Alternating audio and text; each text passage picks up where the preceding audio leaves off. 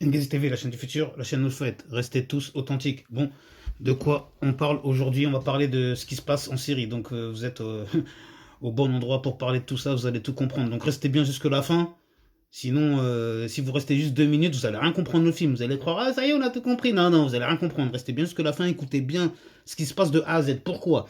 On a les médias mainstream qui maintenant, oui, oui, bravo, la Syrie, Syrie libérée de ce dangereux tortionnaire, ce dangereux dictateur, machin. On fait tomber les statues, nanana, un peu comme on l'a fait avec Saddam Hussein. Voilà, ça me fait rire parce que ça c'est du déjà vu. On nous l'a déjà fait 60 fois, c'est là. Donc maintenant, nous...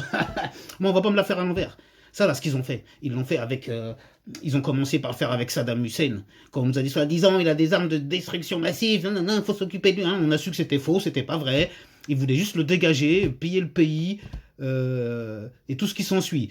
Euh, la preuve, parce que je suis parti faire mes recherches avant de parler. Vous pensez que le peuple irakien vivait beaucoup mieux avant la chute de Saddam qu'après sa mort. On est bien d'accord, ce que je vous dis là. C'est-à-dire, depuis son décès, l'économie irakienne, elle a encore plus chuté, alors que déjà, lui, il était en galère, Saddam Hussein, parce qu'il y avait une histoire de pétrole, parce qu'il se faisait boycotter, il y avait un embargo, il avait juste le droit d'échanger du pétrole contre de la nourriture. Par contre, pour son pétrole, là, il n'y avait pas d'embargo, là. Mais c'était la seule chose qui lui permet de survivre. Et malgré ça, à cette époque, il vivait mieux, le peuple irakien, qu'il ne le vit aujourd'hui, alors que maintenant, il n'y a plus d'embargo, il n'y a plus rien, soi-disant, il y a la démocratie, tout ça. Non, mais c'est quelle blague encore. C'est pareil, c'est pas fini, attendez, restez bien accrochés. On a Ben Ali. Ben Ali, c'est pareil, le président tunisien. Oui, machin, dangereux dictateur, hein, oui, pareil, hein, ouais. On l'a fait tomber, il est parti, il a fui, un peu comme Bachar, là, qui a, actuellement, là, se retrouve à Moscou, apparemment. Et lui, Ben Ali, il était parti lui se réfugier en Arabie Saoudite, voilà. Il est parti en Arabie Saoudite se réfugier. Là-bas, il n'y avait pas d'extradition. Il a été condamné par contumace et tout. Il devait exécuter une peine, mais il n'a jamais été extradé. Mais après, là, c'est pareil. J'ai été faire la comparaison. Comment vivait le peuple tunisien pendant le règne de Ben Ali et après son règne? Et là, c'est comme Saddam Hussein. Les Tunisiens vivaient beaucoup mieux. En tout cas, le pays était beaucoup moins endetté et les citoyens étaient beaucoup moins dans la pauvreté. Sous Ben Ali qu'à l'heure actuelle.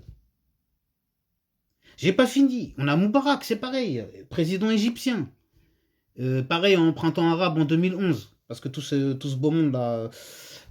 Saddam Hussein était au milieu des années 2000.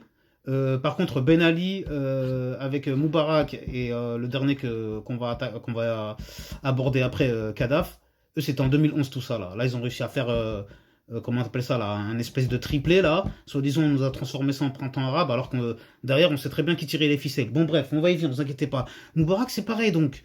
Lui, en 2011 il perd le pouvoir, il va se réfugier en Arabie Saoudite. J'ai fait le calcul, comment vivait la population pendant son règne et après son règne, et c'est pareil. Comment on appelle ça? Le pourcentage de gens qui vivent sous le seuil de pauvreté, il a augmenté depuis la chute de Moubarak. Le tourisme, il a chuté. C'est un pays qui vivait principalement du tourisme. C'est comme en Tunisie. Et ben en Tunisie, en Égypte, ça a chuté. Donc moins de recettes d'entrée, toujours autant, voire plus de corruption, parce que avant que ce soit en Tunisie ou en Égypte, la corruption elle était centralisée autour du cercle familial. Sauf que là, maintenant, avec leur soi-disant démocratie, le, le, le- la corruption, elle s'est un petit peu multipliée par rapport à toutes les sphères, vous savez, administratives de l'État, des pays concernés. Bon, je vais essayer de pas trop rentrer dans le technique quand même pour pas trop vous embrouiller. Ensuite, on a l'affaire du Kadhafi aussi. S'il vous plaît, le Kadhafi. Comment ils se sont débarrassés de lui? C'est pareil. Tout le monde est au courant que les Libyens, sous Kadhafi, ils vivaient très bien. Lorsqu'ils se mariaient, l'État leur proposait un terrain, une maison. Lorsque vous vouliez passer le permis, on vous payait le permis. Lorsque vous avez besoin de votre première voiture, on vous payait la première voiture. Lorsque vous étiez à la rue, on vous offrait un logement gratuitement. Eh oui, eh oui, eh oui. Ce qui va à l'encontre de toute la doctrine occidentale. Ce qui va à l'encontre de tout ce qu'ont fait les élites pour essayer de nous formater, là. Comme je vous dis souvent, là, ils nous emmènent à l'école, etc., pour qu'on soit de bons petits soldats. Et qu'après qu'on soit de bons petits ouvriers, de bons petits de bonnes petites marionnettes pour aller travailler et payer toutes leurs taxes, tous leurs impôts, là. Donc, pour en revenir à ce monsieur Kadhafi, qui était un grand homme pour moi, un des plus grands hommes d'Afrique, même si on a voulu le faire passer pour un énorme et dangereux dictateur, en tout cas, qu'est-ce qu'il comptait faire? Il comptait faire l'organisation des Nations Unies d'Afrique. Il comptait créer le dollar africain. Oui, oui, monsieur Kadhafi.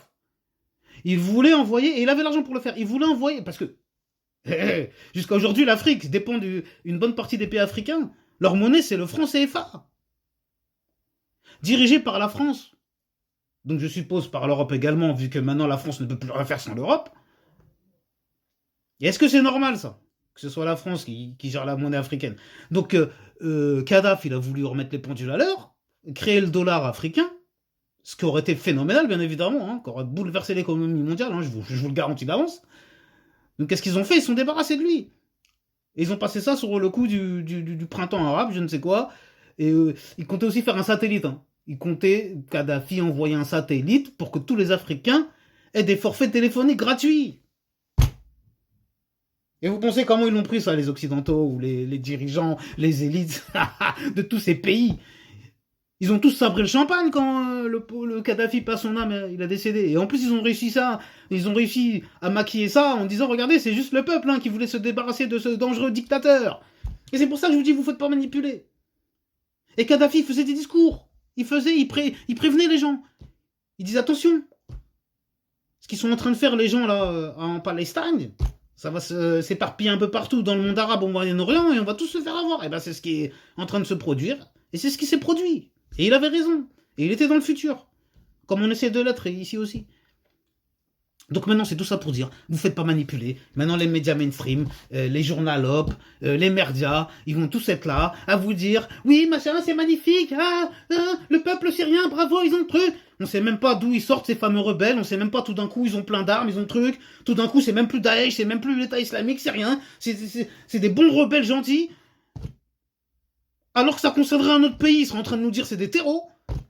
Et là, tout d'un coup, que ça les arrange, que c'est eux qui les envoient, parce que vous inquiétez pas, hein, qu'il y a la CIA derrière, il y a le Mossad derrière, il y a la DGS derrière, c'est-à-dire les services secrets français.